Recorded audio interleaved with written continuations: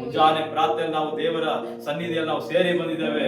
ನಿಮ್ಮನ್ನ ನೋಡಿ ದೇವರೇ ಕನಿಕರ ಪಡುವಂತವನಾಗಿದ್ದಾನೆ. ನಿನ್ನ ಕಾರ್ಯ ಏನೇ ಇದ್ರು ಕೂಡ, ನಿನ್ನ ಸಮಸ್ಯೆ ಏನೇ ಇದ್ರು ಕೂಡ, ನೀನು ಹಾದು ಹೋಗ್ತಿರುವಂತ ಸಂಗತಿ ಏನೇ ಇದ್ರು ಕೂಡ ಅದನ್ನ ಯೇಸು ಬಿಡಿಸುವುದಕ್ಕೆ ಶಕ್ತನಾಗಿದ್ದಾನೆ. ಕಾರಣ ಆತನ ಹುಡುಕಿಕೊಂಡು ನೀನು ಬಂದಿರಬೇಕಾದ್ರೆ, ಆತನ ಆರಾಧಿಸುವುದಕ್ಕೆ ಬಂದಿರಬೇಕಾದ್ರೆ, ಆತ ನಿನ್ನ ನೋಡಿ ಕನಿಕರ ಪಟ್ಟು ನಿನಗೆ ಅದ್ಭುತ ಮಾಡುವಂತವನಾಗಿದ್ದಾನೆ. ಹಲ್ಲೆಲೂಯಾ.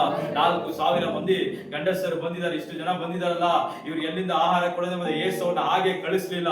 ಅಲ್ಲಿ ಅದ್ಭುತ ಮಾಡಿ ಅವ್ರ ಹೊಟ್ಟೆಗಳು ತುಂಬುವಂತ ರೀತಿಯಲ್ಲಿ, ಇನ್ನೂ ಆಹಾರ ಮಿಕ್ಕುವಂತ ರೀತಿಯಲ್ಲಿ ಯೇಸಪ್ಪ ಅವರನ್ನು ಆಶೀರ್ವದಿಸಿ ಕಳಿಸಿದ್ದಾನೆ. ಅಲ್ಲಿ ಬಂದಂತ ಕುರುಡರಿಗೆ ಕಣ್ಣುಗಳು ಬಂದವು, ಕಿವಿಡರಿಗೆ ಕಿವಿಗಳು ಬಂದವು. ಹಲ್ಲೆಲೂಯಾ. ಬಾಯಿಲ್ಲದವರೆಲ್ಲ ಮಾತನಾಡರು. ಇನ್ನು ಬೇರೆ ಬೇರೆ ವ್ಯಾಧಿಗಳೆಲ್ಲ ಗುಣವಾಯಿತು, ದುರಾತ್ಮಗಳು ಓಡಿತು. ಆಮೇಲೆ ಬಂದಂತ ಎಲ್ಲರಿಗೂ ಯೇಸುವಿನ ನಾಮದಲ್ಲಿ ಏನಾಯ್ತು? ಬಿಡುಗಡೆ ಉಂಟಾಯಿತು.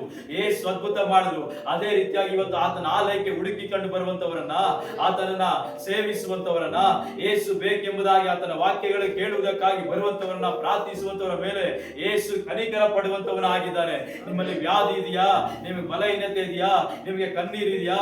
ನಿಮಗೆ ಸ್ತೋತ್ರ ದುರಾತ್ಮ ಕಟ್ಟಿಗಳು ಕಟ್ಟಲ್ಪಟ್ಟಿದ್ದೀರಾ? ಸಾಲದ ಬಾಧೆಯಿಂದ ಕಟ್ಟಲ್ಪಟ್ಟಿದ್ದೀರಾ? ಯೇಸು ಬಿಡುಗಡೆ ಮಾಡುವಂತವನಾಗಿದ್ದಾನೆ. ಕಾರಣ ಆತನು ಕನಿಕರ ಉಳ್ಳ ದೇವನು. ಹಲ್ಲೆಲೂಯಾ. ಇದೆ ಮತ್ತಾಯ ಸುವಾರ್ತೆ 9ನೇ ಅಧ್ಯಾಯದಲ್ಲಿ ಕೂಡ ಬರೆಯಲ್ಪಟ್ಟಿದೆ, ಯೇಸು ಕನಿಕರ ಪಡುವಂತ ದೇವರಾಗಿದ್ದಾನೆ. ಹಲ್ಲೆಲೂಯಾ.